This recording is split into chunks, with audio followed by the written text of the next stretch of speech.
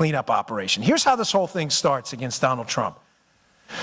During the election, the Obama administration, which had done whatever it wants because the media is lost in this country, folks. There's no media. Forget it. That's dead and buried. The media's done. They don't do journalism anymore. It's activism, nothing more, right? The Obama administration had grown comfortable with the idea of weaponizing government against their political enemies. It had happened over and over again. We had the IRS scandal, we had the AP phone records scandal, the Jim Rosen Fox News scandal, and I ask you this, what happened to any of the people involved? Anyone? Yeah, the answer is nothing.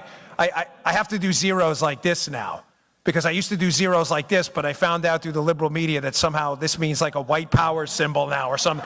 I thought it meant okay or zero, but the media says, no, I'm serious, like these idiots in the media will tell you, so now I do zeros like that because I'm like afraid of some media idiot. These people are crazy. The Obama administration had gotten completely comfortable with the idea of abusing government for their political means. So what happens? This plan gets hatched, and I'm going to be candid with you. Where exactly it's hatched, nobody is yet sure of to this day. Matter of fact, if you're familiar with my commentary on Fox, I say often one of the great mysteries of this case is what's paragraph 1? Paragraph 1, what do I mean by that? When I was a federal agent, when you arrest someone, you have to do what's called an MR, a memorandum report. Paragraph 1 of that MR is always how the case started. I got a call from Jane Doe, bank fraud investigator, said this credit card number was stolen on April 14, 2015. I made a few calls, and the next thing you know, it's an 80-page report about this massive scheme. Paragraph 1, though, always lays it out. Always. Do you know to this day we still have no idea what paragraph 1, the why they started to spy on the Trump team was? Now, I get it. It was for political. I get that. But at some point, somebody, you have to understand, folks, had to put down on paper a semi-legitimate reason to start the most massive spying operation in a political campaign in U.S. history. Do you know nobody to this day will tell you what that is? I know what it is. So the first plan they do to hit the Trump team, folks, is they learn to manipulate these about queries in the NSA database. The NSA has a database of a whole boatload of information, metadata, texts, that kind of stuff. How it works is too complicated in the time I have, but what you can do is you can query that NSA system and you can get a whole lot of information. Well, what happens? This is plan A. This is how they're going to get the information. I hope, if I'm not following, please stop me, because this is important. The Obama administration figures out that through unmasking, in other words, wiretapping people, pretending they're targeting foreigners, and then querying information in this database, that they can get all the political opposition research in the world that they need against the Trump team. It's beautiful. No one's going to call them out. The media is on their side, right? But there's a good guy in this. There's a white hat. Somebody in the government sniffs this thing out. That's why I tell you, this wasn't plan A. This was the plan. They were going to unmask people, wiretap people, and they were going to query this NSA database and get all the information they needed about the Trump team. But somebody smells a problem, and he's not having it. And he's the white hat. He's the good guy in this story. And it's Mike Rogers of the NSA. Mike Rogers of the NSA senses that there's something wrong about these about queries. In other words, who's tapping into the database here and making political queries? Now, folks, some of you, I don't know your politics. I assume most of you are conservative, libertarian, or Republican, but that's fine either way. If you doubt any of what I'm telling you, just Google the FISA Intelligence Surveillance Court, their report on about queries. Because Mike Rogers goes to the Foreign Intelligence Surveillance Court and says, Houston, we got a problem. These queries are supposed to follow very specific guidelines about terrorism, and all these metrics have to be, you can't just spy on Americans in the database. The FISA court looks into it, comes back with a report that was released in March of 2017. Ladies and gentlemen, that is devastating. If you haven't read it, you were doing yourself a great disservice. Page 80 specifically is horrifying. Apparently, the NSA database was being queried by private contractors working with the FBI. These were not even government officials. People within the government were using private contractors to query information they had no judicial or legal authority whatsoever to look at. Rogers smells a rat. People panic in the government. Now, conveniently, what happens right after the election? I'm going to put these pieces together and things will start to make sense. Donald Trump's elected. He's the president-elect, right? 10 days after the election, Rogers, who knows this has been going on the whole time, these unmaskings, the tapping of the... Now does the Donald Trump tweet, they tap Trump Tower, or then how does it make sense? He got the wording wrong. He didn't understand exactly how it worked, but the idea was not wrong. Donald Trump's not stupid, trust me. Guy got elected president, earned $1 billion. By the way, I love how these journalists criticize him. The guy's making $25,000 a year writing clickbait pieces for BuzzFeed. Like, Donald Trump's an idiot. Hard pass, brother. Like, well, the guy just won he runs for office the first time and he becomes the president. But let me listen to Joey Bag of Donuts at BuzzFeed. You're right, you've got this. It's like, so about 10 days after the election, Donald Trump, someone goes up to visit Donald Trump in Trump Tower. Who visits him? Mike Rogers. But Rogers doesn't tell anyone. This is going to trip you out totally. He doesn't tell anybody in the White House he's going up there.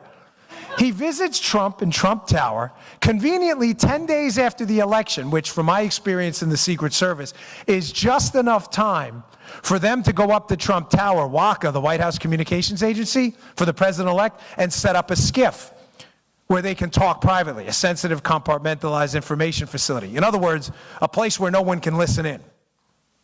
Rogers gives it about 10 days, goes up there, has this big meeting with Donald Trump, and what happens the very next day? Donald Trump evacuates Trump Tower and goes to Bedminster, New Jersey to never return for another meeting. You think that was a coinky-dink?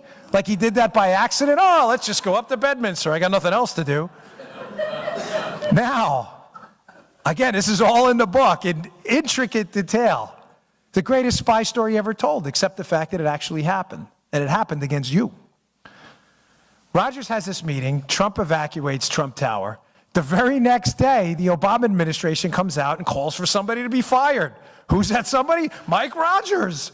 And they start blaming it on things like drone strikes and other stuff. Like, really? Could you be any more obvious? The Obama administration knows Rogers is the good guy and fills Trump in on this entire debacle. He probably goes up there and says, brother, they're spying on you, like right now. He doesn't know, but now he does. So he leaves. All of a sudden, people start resigning from the federal government after that. You know who also resigns? Bob Hannigan. Now, who's Bob Hannigan? Bob Hannigan is the head of the GCHQ, which is the British NSA. Well, why do you think the head of the British NSA would resign right after that Rogers meeting, right after Trump finds out about this massive spying operation? I'm going to tell you why right now. I'm not taking a selfie of you. I'm not taking a selfie of myself. I'm going to read to you a headline. This is from CNN. See it right there. I didn't Photoshop this. April 14th, 2017. Remember who Bob Hannigan is. He's the head of the British NSA. British intelligence passed Trump associates' communications with Russians on to U.S. counterparts. You think I'm making this up? That's CNN. I didn't write it. They wrote that. So not only is the United States government in Plan A weaponizing its intelligence community to listen in and computer search the Trump team to hurt them during the campaign for political oppo, they're working with the British and the Australians to pass information about the Trump team onto the Obama administration. Don't take it from me. Take it from CNN. They find out about this. Now, this thing breaks down about halfway through. They move on to Plan B.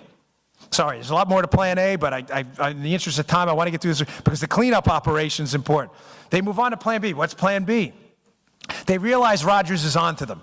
They're like, hey, folks, we better ease up on the unmasking and the tapping into the database. People are getting caught. This is probably not good. We're leaving a massive paper trail. And what if we lose, right?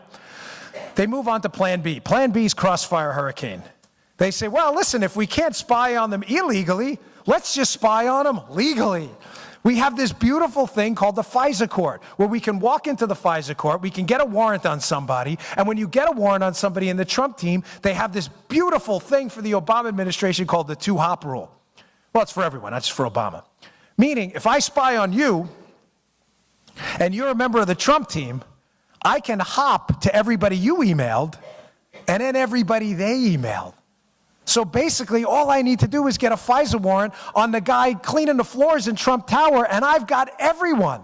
Because if he emailed his boss and his boss emailed Don Jr., I get everybody. Beautiful, right?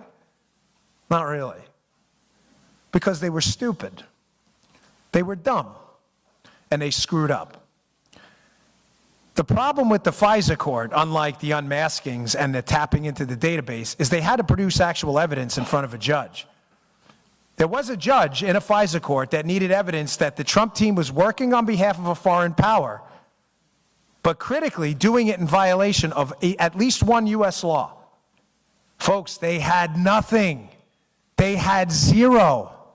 Do you understand they, to this day, have absolutely zero? Zero. Remember, don't do it one hand. It's a big mistake. Media people, you'll be a white power person after that. You always do it that way. They had zero evidence at all. The funny thing, I'm only half kidding. That's how worried I am about the media. They're so crazy these days, right? They had nothing on collusion. Nothing. Zero. So what does the FBI and the State Department and the DOJ do? They say, well, we don't really have any evidence. Let's just make it up.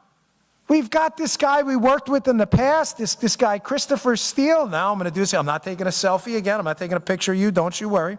I'm going to read to you another headline. You need to write this down because this one's going to blow your mind. Any of you read the dossier? You haven't, right? Not many people have. You should. If you haven't read the dossier, don't you worry. Because the dossier was already written back on April 17th of 2007. You're like, what do you mean? I don't get it. It's 2017, right? No, I didn't get that wrong. It's written right here in the Wall Street Journal on April 17th, 2007. Who's the author of this critical Wall Street Journal piece? Glenn Simpson and Mary Jacoby, his wife. Glenn Simpson, the purveyor of Fusion GPS. The article is called, How Lobbyists Help Ex-Soviets Woo Washington. Folks, I dare you to take a moment and read that piece. Put it next to the dossier. It's the same thing. It's the same thing. It's the same story. It was written 11 years ago. Glenn Simpson clearly had this information about Russian influence in Washington. He wrote 10 years ago. Read the names in the article. You know who appears in this article? Paul Manafort, all of these players. So what likely happened after Plan A collapses is they say, listen, let's go to the FISA court and do this legally, but we need evidence. We don't have evidence. Don't worry. Hillary Clinton's got a guy at Fusion GPS, says he's got a story to tell. Ladies and gentlemen, Glenn Simpson took his Wall Street Journal piece like it was a movie script, scratched out the names, put Donald Trump's name in there and said, look, do I got a story for you guys? It's all BS. The whole dossier is crap. Read the article. It's a movie script they recycled. It's a fairy tale. It's an Aesop's fable. It's made up. It's a scam. There is not a scintilla of evidence that it's true. Now, the big question on Plan B till I move to the mop-up operation, Plan C. Now they're in trouble. They're in a lot of trouble because they realize the dossier in and of itself is crap. And a lot of people at the Bureau know it. They need to buttress it with some stuff to make it a little harder. Now's where the Michael Cohen story comes in, Trump's lawyer. In the dossier is a very specific allegation, right? That Michael Cohen, Trump's lawyer, went over to Prague to set up this whole information exchange with the Russians, right? Well, what's the problem? Michael Cohen had never been to Prague, and his passport proved it. Where do you think they got that name, Michael Cohen? You're darn right. They probably were in that NSA database looking up a Michael Cohen, and they got the wrong guy. I know there's only one Dan Bongino. I can tell you for sure there are a whole lot of Michael Cohens. Are you right? John Smith, John Brown, Cohen, these are common last names. They got the wrong Michael Cohen. So now you should be asking yourself, who the heck was Glenn Simpson dealing with in the government that gave him that name? And how did they get it? Plan B falls apart too. Plan B falls apart because something happens in November. Donald Trump wins. Nobody, I'm telling you, take it to the bank, cash this check, and spend the money. Nobody saw that coming. No one. Everybody thought Hillary Clinton was going to get in. This was all going to go away. They were going to appoint their own attorney general, probably John Brennan, and this story is never, ever to see the light of day, not in their lifetimes. But make no mistake, they know what they did. They all know what they did. Every single one of them. So they have to move on to Plan C. Plan C, I call it clean up on aisle 4. Now they're in trouble. They know they've got white hats in the government. I know one of them right now that's still in the FBI. That's unquestionably cooperating with this investigation, if you know how to read the tea leaves. And if you read the book, you'll figure out who it is. People start cooperating and talking, and now people are panicking. Now does John Brennan's meltdown after the election make sense? He's the head of the intelligence community who, again, another thing for you to Google, but it's all in the book again. Who do you think John Brennan met with right before the election at the, quote, director level as reported on by multiple media outlets? Bob Hannigan, the same guy from the British intelligence agency that quits right after Trump's election. He quits 10 days after and doesn't tell anybody about it. He says, oh, I'm leaving for family reasons. What do you mean? You related to Donald Trump? What do you mean family reasons? Family reasons, you're leaving because Donald Trump got elected. Who also quits? John Carlin. Who's John Carlin? He's the head of the Department of Justice National Security Division, the final division in the Department of Justice to put their John Hancock on the FISA warrant. He quits right after the election. Who did John Carlin work for? Now clean up on aisle 4 is going to start to make sense. Who did John Carlin work for before he got there into the DOJ? He's Bob Mueller's chief of staff. He was Bob Mueller's chief. Now does Bob Mueller make sense? Clean up aisle 4, get the mops out. Everybody realizes they're all going down. They faked a FISA warrant. They have been involved in massive unmaskings. Susan Rice, Samantha Power. They have been busted by the FISA court, tapping into the NSA database for about queries. They left a paper trail 65 miles long. Bob Mueller has to clean this whole mess up. Bob Mueller is the only, did you notice how right away they had the name? So Bob Mueller's old chief of staff, he's the cleanup guy. Listen, make no mistake. Bob Mueller's job right now is one thing and one thing only. Keep the heat on Donald Trump relentlessly for anything. Jaywalking, ripping off mattress tags, combing his hair the wrong way. Keep the attention on Trump no matter what. Because the minute the Bob Mueller thing is dissolved, all of this is going to come out, and it is, hell hath no fury. Folks, they left a paper trail. They can't run from this. Mueller is brought in to get Trump impeached because they don't want any of this to see the light of day. Now, why Mueller? Mueller knows every player involved in this and has intimate connections with all of them. The guy who signs off on the BS FISA warrant, John Carlin, his old chief of staff. His chief bulldog in the case, Andy Weissman. Andrew Weissman worked with Bob Mueller. Andy Weissman was the chief prosecutor on the Enron case when Bob Mueller was the FBI director. Remember the Enron case that they screwed up royally? That's how they know each other. Andy Weissman hates Donald Trump. He's on emails congratulating Sally Yates for telling Donald Trump to go pound sand. Well, it gets better. Who else does Bob Mueller know? On Bob Mueller's Enron team, it all goes back to Enron. That same Enron team, headed by Andy Weissman, had another lead lawyer on the case. Who was it? Catherine Rumler. Who's Catherine Rumler? Obama's White House counsel, who was Obama's lawyer while all of this was going on. They know each other. Now you may say, fine, so Bob Mueller knows Obama's lawyer while this whole Spygate thing was going on. What's the big deal? You Google George Nader, Daily Beast, you can read an article today. Just popped today before we showed up. One of Bob Mueller's lead cooperators in this case, who's been selling out members of the Trump team from day one, is a guy named George Nader. Who's George Nader's lawyer? Catherine Rummler, Obama's White House counsel and Bob Mueller's buddy. The lawyer for the lead witness in this case feeding information to Mueller is Obama's White House counsel, otherwise known as the fixer. She fixed everything for them. She was involved in Benghazi, she was involved in the IRS, she was involved in the Secret Service scandal. Just Google her name, put in any one of those things, and who's the person giving the statement? Catherine Rummler. Who was also on that Enron task force? Lisa Monaco, Barack Obama's Homeland Security and Counterterrorism advisor in the White House while all of this was going on. They all know each other. Finally, and I'll take some questions. Your final piece to the cleanup on aisle 4 operation. Who else does Bob Mueller know? Who now has legislative, who has control over this, I should say, right now in the Department of Justice, right? Rod Rosenstein, right? Because Sessions had recused himself, now Whitaker's in there, which was a good appointment, right? A case happens a little while ago, the 10X case. It's around 2015 or so. It happens in Maryland. I'm familiar with it because I worked in Maryland as a Secret Service agent in Baltimore. I wasn't involved in that case at all, but I know the office well.